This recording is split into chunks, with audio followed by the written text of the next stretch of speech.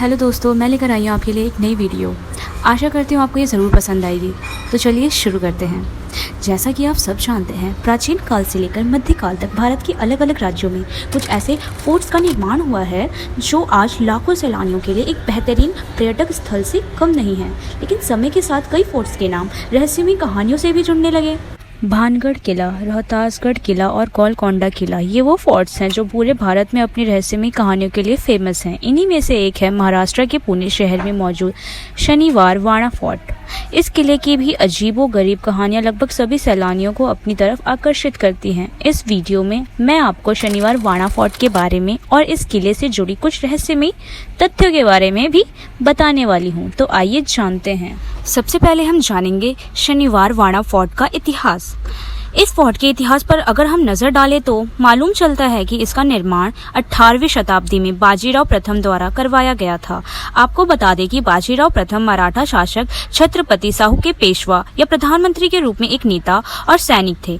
ये फोर्ट मुगल वास्तुकला के साथ साथ मराठा शैली का एक उत्कृष्ट उदाहरण भी है। कहा जाता है कि इस फोर्ट में एक नहीं बल्कि 3 से 4 बार आग लगी है और फोर्ट के कुछ अहम हिस्से भी नष्ट हो गए हैं। अंग्रेजों द्वारा भी इस महल पर हमले किए गए हैं। अंग्रेजों द्वारा हमले में भी कई मंजिलें ध्वस्त हो गई हैं।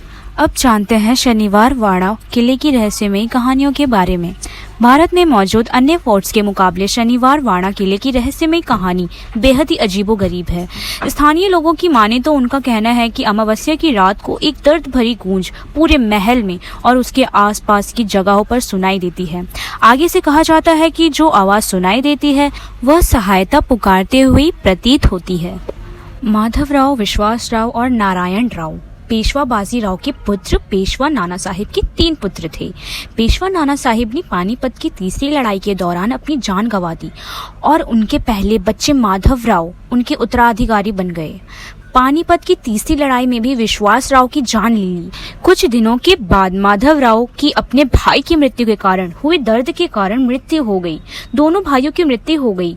ऐसे में युवा राजकुमार नारायण के राजा बनने के कयाम लग रहे थे, जो उस समय केवल 16 वर्ष का था।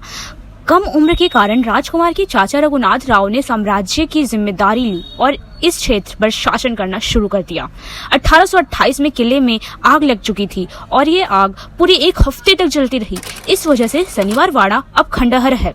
रघुनाथ राव युवा राजकुमार को पसंद नहीं करता था। एक दिन स्थानीय शिकारी जनजाति गार्डिस की मदद से रघुनाथ राव ने युवा पेशवा को मार डाला और उसके शरीर के छोटे छोटे टुकड़ों को काटकर पास की नदी में फेंक दिया।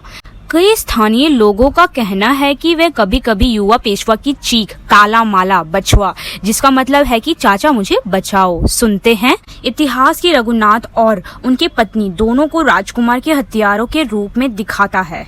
आधुनिक दिन शनिवार वाड़ा। आज के समय का शनिवार वाड़ा किले की संरचना खंडहर में है, जिसके पास दरवाजे बचे हुए हैं जो दिल्ली दरवाजा, गणेश दरवाजा, नारायण दरवाजा और मस्तानी दरवाजा के नाम से जाने जाते हैं। शाम 6:30 बजे के बाद किले में प्रवेश सख्त वर्जित है। तो दोस्तों, आशा करती हूँ कि आपको ये जानकारी बहुत अच्छी लगी होगी। इस चैनल को ज़रूर से सब्सक्राइब कर लीजिए ताकि आपको अगली आने वाली वीडियो के बारे में जल्दी ही नोटिफिकेशन मिल जाए। धन्यवाद दोस्तों, जल्दी ही मिलते हैं अगली वीडियो में।